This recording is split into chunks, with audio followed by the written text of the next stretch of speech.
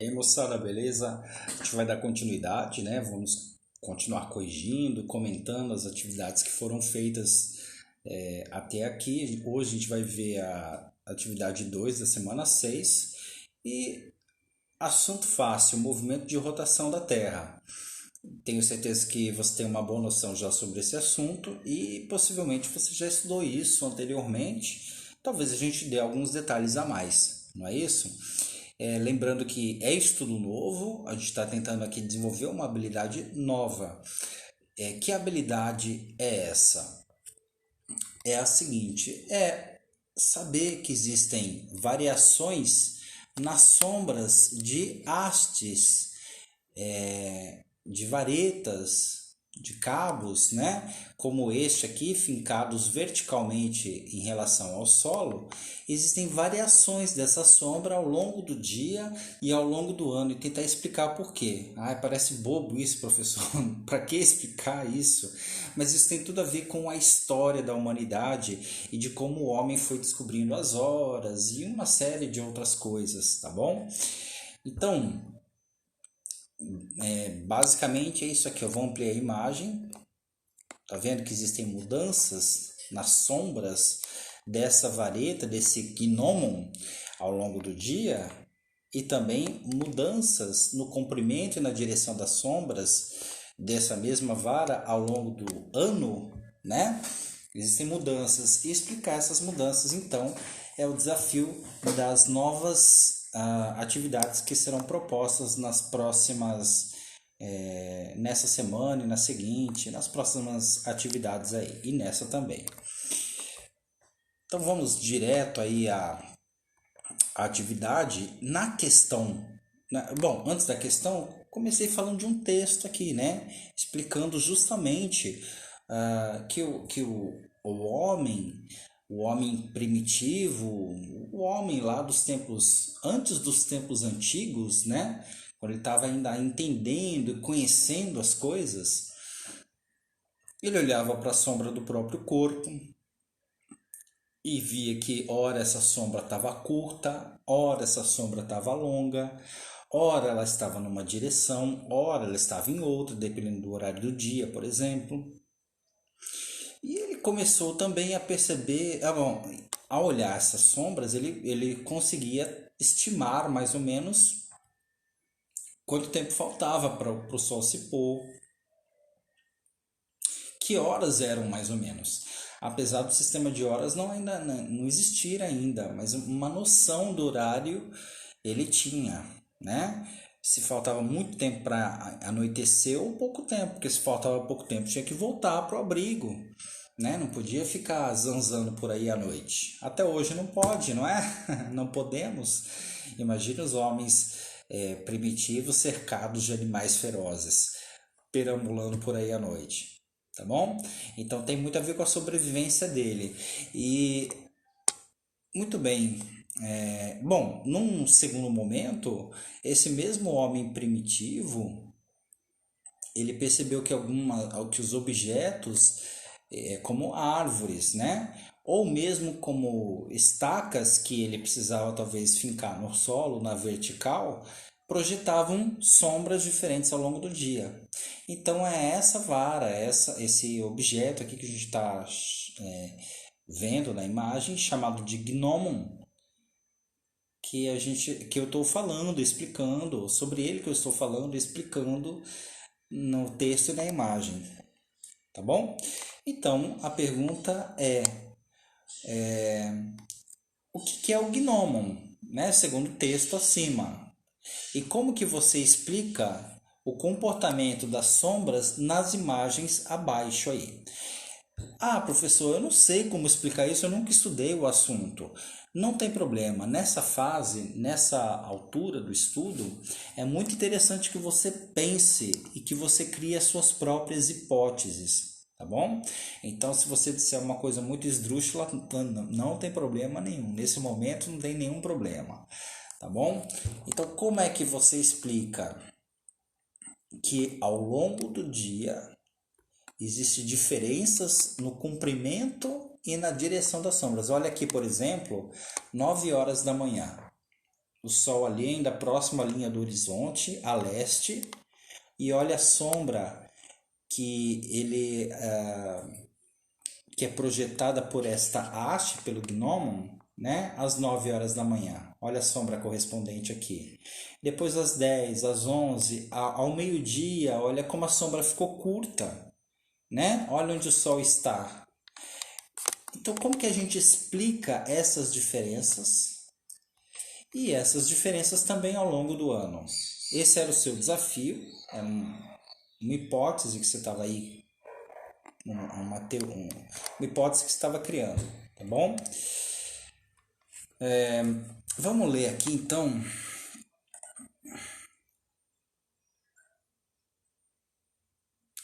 Olha, aqui a pessoa diz: o gnomon é um relógio de sol em que é possível ver as sombras do dia. Bom, as imagens mostram como as sombras são bem diferentes do horário. Olha, de fato, o gnomon não é um relógio de sol, mas de fato ele é o precursor dos relógios de sol, né? Tem a ver. E é possível, sim, através dele ver as sombras do dia, né?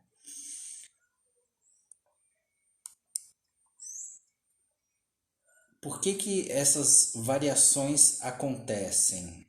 Então é o seguinte, segundo o texto, qualquer vara ou haste fixada no solo na vertical e usada para estimar as horas é um gnomon, tá bom? E a explicação sobre o comportamento das sombras aí era sua, é bem pessoal, né? E a gente vai ver isso nas próximas questões. Aliás, hoje a gente vai entender bem por que esse tipo de imagem aqui, né? Esse tipo de evolução das sombras acontecem. E depois, num segundo momento, numa outra atividade, a gente vai entender melhor isso aqui, ó, essa segunda imagem. Tudo bem? Então vamos para a questão 2. Olha aqui essa imagem que interessante. Você tem o Sol nascendo, depois o Sol a pino aqui, né, bem sobre a cabeça, formando praticamente nenhuma sombra. E depois você tem o Sol se pondo lá a oeste. Se bem que aqui na imagem está trocada, ela está espelhada, mas não tem problema, tá bom? O oeste e o leste estão trocados aí de lugar nessa imagem. E note também como existe variação nessas sombras, no comprimento e na direção. Então a pergunta é o seguinte: o Sol, por que parece que o Sol gira, né? Porque qualquer ser primitivo, pessoal, ser humano primitivo, ao olhar esse comportamento do Sol, naturalmente, e se você estivesse na antiguidade, na pré-história, você possivelmente pensaria da mesma forma, que é o Sol que gira em torno da Terra. Mas a gente sabe que não é assim. Então, se ele não gira, mas por que então parece que gira, né? Como que você explica essa ilusão? É uma ilusão. Então vamos ver se alguém disse alguma coisa aqui mais interessante. Porque como olhamos da Terra, olha aqui o que o aluno disse. Parece que ela está parada e o Sol se move e parece que o Sol se move, é isso que ele quer dizer, né?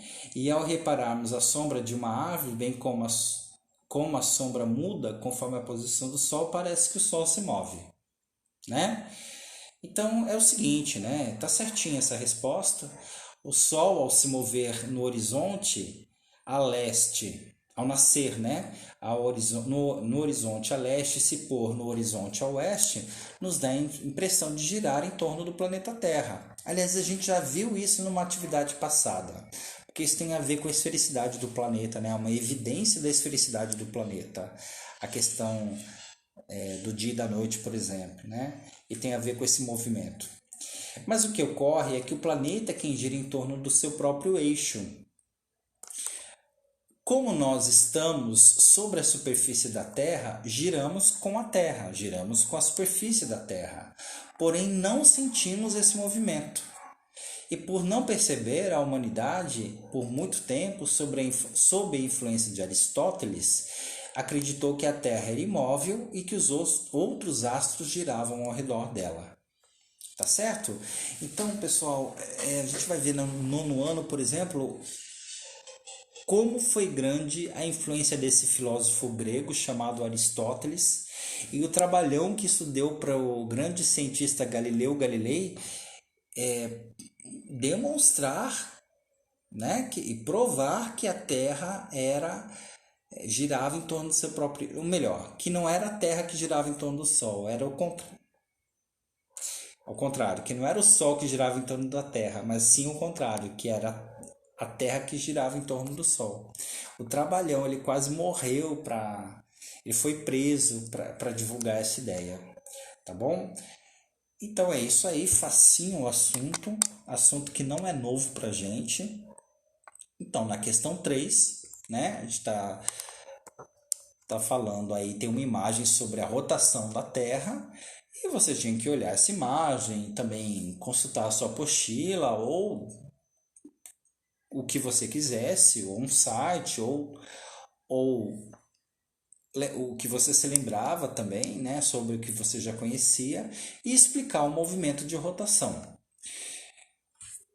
Muito bem, pessoal.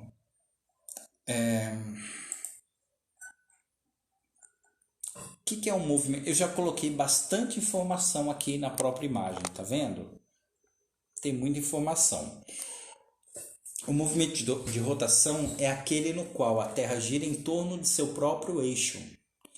E a gente vai entender bem direitinho na próxima atividade o que é esse eixo, mas por hora é essa linha aqui, ó, que passa bem pelo centro do planeta, né? Pelos polos do planeta. E quando a gente diz que a Terra gira em torno de seu próprio eixo, a gente, em outras palavras, está dizendo que ela gira em torno de si mesma, tá bom? Dando uma volta completa a cada 23 horas e 56 minutos, quase 24 horas. Aqui na imagem está falando 24 horas, né? Mas isso é de forma aproximada. A volta, o movimento dura 23 horas e 56 minutos, tá bom? Se a Terra fosse observada à distância, e se você estivesse lá em cima, aqui do Polo Norte, né, olhando de cima para baixo, de longe, né, você veria que esse movimento é anti-horário. Ou seja, o relógio não faz um movimento com os ponteiros, seria um movimento contrário. Tá bom? E você veria também que os continentes se movimentam de oeste para leste, tá? Qualquer ponto localizado na linha do Equador, como a cidade de Macapá, viaja a mais de 1.600 km por hora devido à rotação. Vamos ver mais uma coisinha então. O que é essa linha do Equador, né? Olha aqui, a linha do Equador em amarelo, a linha do Equador em vermelho aqui. Essa linha imaginária também, que divide o planeta em dois hemisférios. Assunto também que a gente já viu. Em duas metades de esfera, em dois hemisférios. Muito bem, pessoal. O que eu estou dizendo aqui? Qualquer ponto localizado nessa linha do Equador, como a cidade de Macapá, no estado do Amapá, no Brasil, viaja a mais de 1.600 km por hora devido à rotação. Então vamos entender isso. Lembra que o nosso querido Eratóstenes, aulas passadas também, né? Fez um cálculo da circunferência do planeta na linha do Equador e ele calculou que essa circunferência media 40 mil quilômetros, que é um valor aproximado que cientistas também aceitam. Nós não estamos dizendo que a Terra demora quase 24 horas para dar uma volta inteira. Então, a cidade de Macapá, por exemplo, quando ela está de frente para o Sol, e aí ela faz essa volta, ela demora quase 24 horas para percorrer esses 40 mil quilômetros. Vamos fazer uma conta aqui? Vou abrir a calculadora. Deixa eu abrir aqui a calculadora. Olha lá, a distância é 40 mil quilômetros. É legal, hein? Já estou dando aula de velocidade média. O espaço, né? Dividido pelo tempo. A gente vai aproximar para 24 horas, igual a 1.666 quilômetros por hora. Essa é um pouco menos que isso, porque não é 24 horas, é um pouco menos, né? E também não é 40 mil quilômetros certinho, mas é uma velocidade absurda. Nós estamos, nesse momento, viajando a mais ou menos isso, a um pouco menos do que essa velocidade. E a gente nem percebe. E por não perceber, né, a gente caía muito bem o pensamento de Aristóteles de que era assim o Sol que viajava em torno do planeta. Belezinha? Vamos para a próxima. Dúvidas lá no mural, tá bom? Daí depois eu passei um vídeo aqui, espero que vocês tenham visto. O vídeo era muito legal porque ele mostrava muito bem, além do movimento de rotação, o efeito, né, desse movimento, um dos efeitos desse movimento, que é o fenômeno do dia e da noite. Então, na questão 4 tem aqui a pergunta: como que você explica a sucessão de dias e noites a partir do movimento de rotação da Terra? Como que você faz essa explicação, né? Então vamos lá, vamos ver o que os alunos então explicaram.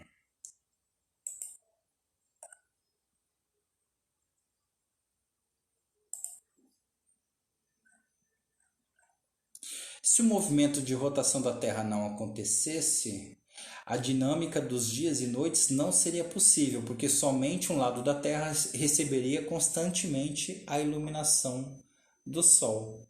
Não é? Faz todo sentido. Legal.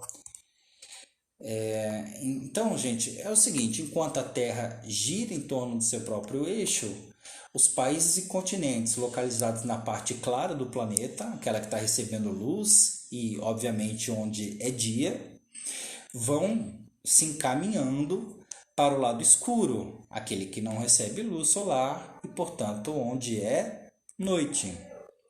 Também o contrário acontece, né? Os países e continentes que estão localizados na parte escura do planeta, onde é noite, ao a Terra girar, vão se encaminhando para o lado claro, aquele que recebe a luz solar e onde é dia.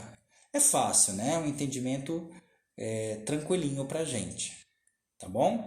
E isso também era uma evidência da esfericidade do planeta Terra que a gente viu lá nas atividades anteriores. Questão 5.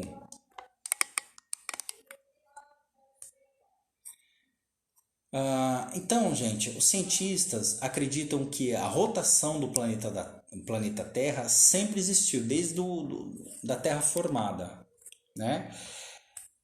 E aqui eu estou pedindo uma opinião sua, né? Em sua opinião, esse movimento, o movimento de rotação, foi bom ou foi ruim para o desenvolvimento da vida da Terra aqui, da vida aqui? É algo bom ou ruim para o planeta? E pedir para, claro, sempre, como sempre, né? Eu tenho que ser chato, lógico. Justificar a sua resposta. Então vamos ver. Porque é claro que a gente tem que pensar na importância daquilo que a gente está estudando, né? Aqui eu dei uma dica antes da gente ler a resposta, é o seguinte: toda vez que você imaginar o que for pedido para você escrever ou pensar sobre a importância de algo, pense na falta, no que aconteceria se aquilo não existisse ou deixasse de existir. Então imagine, por exemplo, que a Terra fosse freando lentamente durante centenas de anos e de repente um dia ela não girasse mais, ficasse parada, não girasse mais em torno do próprio eixo, né? O que aconteceria? Significaria que o movimento de rotação não existiria mais. Isso seria bom ou seria ruim para o planeta? Isso vale para várias coisas. A gente está vivendo uma epidemia, né? Então a gente nunca fica pensando, por exemplo, na capacidade de respirar, nos pulmões. Agora, qual a importância dos pulmões? É só perder o pulmão ou a capacidade de respirar que fica evidente qual é a importância desse órgão. Beleza? Então vamos ver aqui o que os alunos disseram. Ah, aqui, ó. Sim, é bom. Então o aluno está dizendo que o movimento de rotação é bom, porque o Sol que ilumina a Terra, e se ela não tivesse o movimento de rotação, não teria como a Terra ser iluminada por um todo. E a vida também depende do Sol, não é verdade? E esse aluno foi no âmago, no X da questão. Então aqui como resposta, eu extraí um texto do site InfoEscola, né? E aqui ele diz o seguinte: graças à rotação da Terra, a superfície do planeta alterna períodos expostos à luz solar com períodos de escuridão. Sem esse fenômeno, ou seja, sem alternar os períodos de luz com os períodos de escuridão, o planeta teria uma das faces expostas continuamente à luz solar. Imagina isso, ser numa parte do planeta totalmente clara e dia eterno, e na outra parte totalmente escura, né? Muito bem. O que provocaria um superaquecimento e uma face privada de luz, que perderia calor e se tornaria muito fria. Então a face voltada para o Sol seria terrivelmente quente e seca, né? E a face voltada para as sombras, digamos assim, seria extremamente fria. Bom, isso fica claro, né, gente? Daí eu também uma parte aqui, o aluno também disse. Além disso, a face da Terra sem iluminação solar não teria vida vegetal e, em consequência, a vida animal seria extinta sem iluminação solar pela impossibilidade de realização da fotossíntese. Então, a parte escura não teria vegetação e sem vegetação não teria os animais, né? Porque os animais dependem das plantas, dos vegetais, das algas. Tudo bem? Então, isso o aluno também disse, alguns alunos disseram isso também. Uma coisa que os alunos não disseram, até onde eu vi, é o seguinte: essa diferença de temperatura entre a parte quente do planeta e a parte fria provocaria zonas de tempestades intensas causadas pelo encontro das camadas de ar quente e frias. As correntes marítimas também seriam alteradas. Então isso seria o caos, pessoal, porque quando a gente tiver aquelas imagens de tornados, né, no Oceano Atlântico, varrendo a costa americana, isso seria assim a regra no planeta. Teria muito desse fenômeno. E sem as correntes marinhas, tais quais são, né? A gente vai estudar isso também melhor no ano que vem. Poderia ser muito ruim também, porque essas correntes levam nutrientes de uma parte a outra do planeta, né? E eu estou falando do mar aqui. Bom, talvez essas correntes deixassem de acontecer e outras seriam muito fortes. Ou seja, seria um desequilíbrio total. Então, o movimento de rotação ele realmente é importantíssimo para o planeta. Belezinha? Isso é fácil de entender, né? E por fim, gente, a última questão. Nessa altura do campeonato ela é muito simples, né? As diferenças nas sombras de um gnomo durante o dia se devem ao fato do Sol girar em torno da Terra. Você concorda com essa afirmação? Justifique. E aí, sim, né? Claro que você nessa altura do campeonato vai concordar com isso. Teve aluno até que tirou sarro dessa questão aqui na resposta, porque acharam muito óbvia a questão, mas era só para confirmar mesmo, tá bom, gente? Então, como que a gente explica essa variação das sombras de um gnomo durante o dia? Espero que nessa altura do campeonato que você relacione o movimento da rotação da Terra com as mudanças das sombras. A haste presa na vertical no solo recebe os raios solares de diferentes maneiras. O Sol se apresenta em alturas distintas em relação à linha do horizonte, não é? Olha aqui ele mais próximo no pôr do sol, no nascer também, e durante o dia, né, ao meio-dia, ele está distante da linha do horizonte. Então, tem diferentes posicionamentos do Sol. E isso tudo graças ao movimento de rotação da Terra, tá?